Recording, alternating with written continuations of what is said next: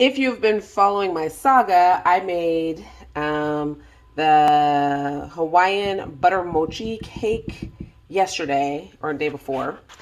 And I was commenting that the texture looked weird and it was like super thin and like all kinds of stuff. So, anyway, um, after the fact, because it's me, I read some of the comments from folks that were talking about um, like people who had made the recipe and what they thought about it. And one of the things that they said, because when I mixed it, the butter didn't really incorporate fully.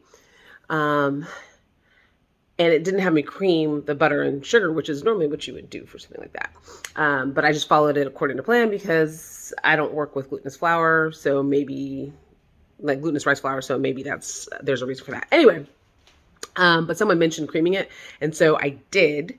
Um, and it is a much thicker batter. Like it looks like a batter this time. It's still a thin batter, but it's at least a batter this time, and it is way better incorporated. So I'm about to try this out, put this in the oven, and see if it comes out better, and I'll let you know. Definitely looks different than yes my last attempt at this. I am curious to see, and I'm hoping hold thumbs, as they say in South Africa. I'm hoping that this gives that like crisp, chewy top that I saw in other people's and that I got along the sides and on the bottom. So I'm about to stick it in.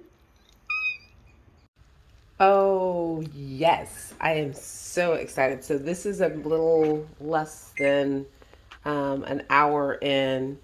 Um, it's still got that jiggly that the last one had. So it's harder to see, but you can get a little bit of the jiggle there.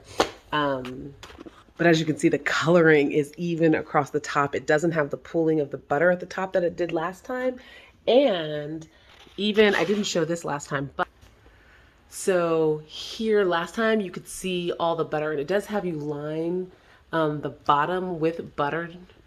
Um, but uh, but last time there was like butter pooling on the bottom and now it doesn't. So I really think this technique, if this tastes good, if this sets up well, it'll be a couple hours before I can cut it. But I think if this sets up well, then this is the way I need to do it. And I need to rewrite the way that they've written that recipe so that it showcases creaming the butter, adding like the ingredients, like the dry ingredients to the creamed butter, and then incorporating in your eggs to kind of smooth that out, and then your liquids is the way to go. So I'm super excited. This looks very promising. I'll keep you posted.